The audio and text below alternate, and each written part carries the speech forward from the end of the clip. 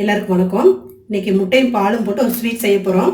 அதுக்கு தேவையான பொருட்கள்: முட்டை ஒரு 4 முட்டை எடுத்திருக்கேன், பால் ஒரு டம்ளர், சர்க்கரை ஒரு அரை கப், ஏலக்காய் ஒரு 4 ஏலக்காய் நுணுக்கி வச்சுருக்கேன். அவ்வளோதான் இதுக்கு தேவையான பொருட்கள். இப்போ இந்த முட்டையை 4 முட்டையை இந்த மிக்சிக்குள்ளே உடச்சி ஊற்றுறேன்.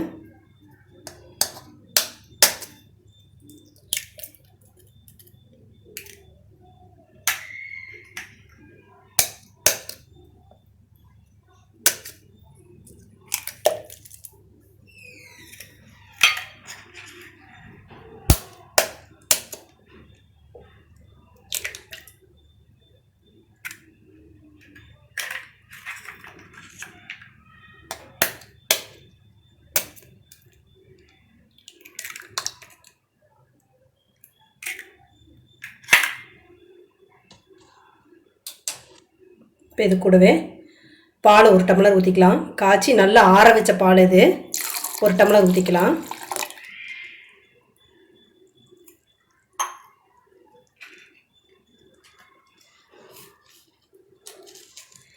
இது கூடவே ஏலக்காய் பாருங்கள், அவ்வளோதான், ஒரு 2 சிட்டிகை அளவு போட்டால் போதும் ஏலக்காய். இப்போ இது ஒரு அடி அடிச்சிடலாம் மிக்சியில். இப்போ அதே மாதிரி சர்க்கரையும் கொஞ்சம் நம்ம பொடி பண்ணிக்கலாம். பொடி பண்ணி போட்டால் கொஞ்சம் சீக்கிரமாக கரைஞ்சிரும். சர்க்கரை பாருங்கள், நான் கொஞ்சம் நிறையாவே எடுத்திருக்கேன். அளவாக போட்டுக்கலாம் நம்மளுக்கு தேவையான அளவு.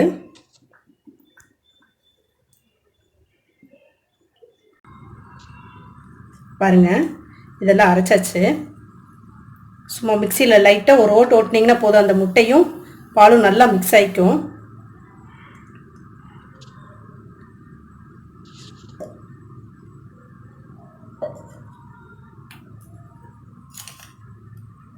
சர்க்கரை அவங்கவுங்க இனிப்புக்கு தகுந்த மாதிரி போட்டுக்கோங்க.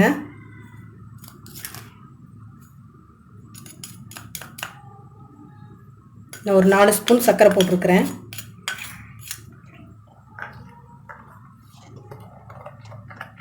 நல்லா அதை கலக்கி விட்டுடலாம். ஏலக்காய் நல்லா பொடியாக இருந்ததுன்னா ஏலக்காய் அப்படியே போட்டுக்கோங்க. இல்லாட்டி இந்த மாதிரி நுணுக்கி போடுறதுன்னா உள்ளே போட்டு அரைச்சிருங்க, அப்படி சரியாயிடும்.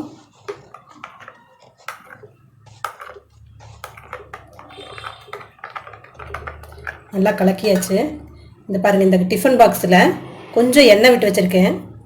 இந்த எண்ணெய் ஃபுல்லாக எல்லா பக்கம் தடவி விட்டுடலாம்.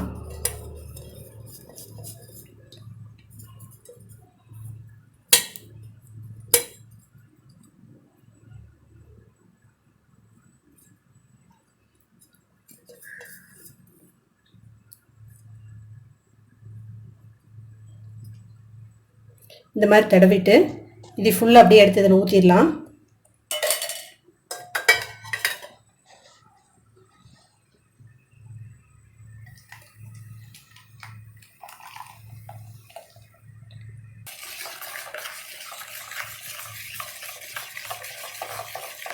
சர்க்கரையெல்லாம் நல்லா கலங்கிடணும்.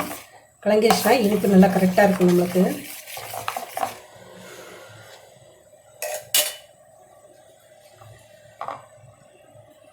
இட்லி பாத்திரத்தில் தண்ணி வச்சுருக்கோம். இந்த தட்டம் பாருங்கள், இப்படி வைக்கக்கூடாது, இப்படி வச்சுருங்க. உள்ளார இப்படி வச்சுட்டு இந்த டிஃபன் பாக்ஸை இப்படி வச்சிடலாம்.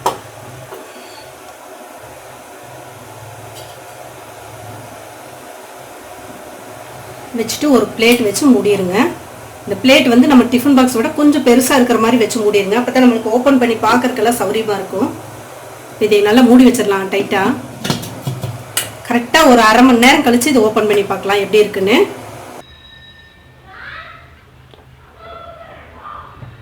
இப்போ ஓப்பன் பண்ணி பார்த்துடலாம். இந்த பிளேட் பார்த்து எடுங்க பத்திரமா.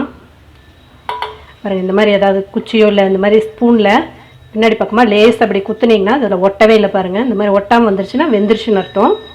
இப்போ நம்ம கேஸ் ஆஃப் பண்ணிடலாம். இது நல்லா ஆறுனதுக்கப்புறமா ஃப்ரிட்ஜில் ஒரு 5 நிமிஷம் வச்சுருங்க, நல்லா கூலிங் ஆகட்டும். அப்புறமே நான் உங்களுக்கு எடுத்து காமிக்கிறேன் எப்படி இருக்குன்னு. இப்போ இதை பாருங்கள், நம்ம ஃப்ரீசருக்குள்ளே வச்சிடலாம். ஒரு 1/4 மணி நேரம் கழித்து எடுத்து நான் கூலிங்காக இருக்கும். அப்புறம் எடுத்து நம்ம பிளேட்டுக்கு மாற்றிக்கலாம். பாருங்கள், இது ஃப்ரிட்ஜில் ஒரு 1/2 மணி நேரம் வச்சுருந்தேன். நல்லா ஆறுனதுக்கப்புறம் ஃப்ரிட்ஜில் ஒரு 1/2 மணி நேரம் வச்சுருந்தேன்.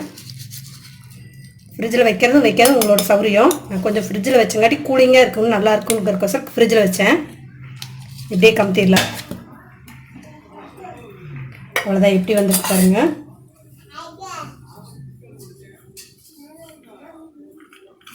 இது சாப்பிட்டா சீம்பால் சாப்பிட்ட டேஸ்ட் இருக்கும். இந்த பாதாம் முந்திரி பருப்பு இது வேணால் நீங்கள் போட்டுக்கோங்க, இல்லை அப்படியே சாப்பிட்றனாலும் சாப்பிட்டா நல்லாயிருக்கும்.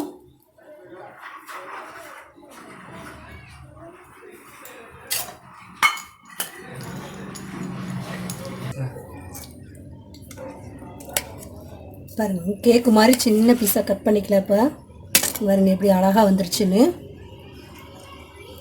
என்ன சாப்பிட்டு பார்த்துட்டு எப்படி இருக்குன்னு சொல்லுங்கள். கொஞ்சம் கொஞ்சம்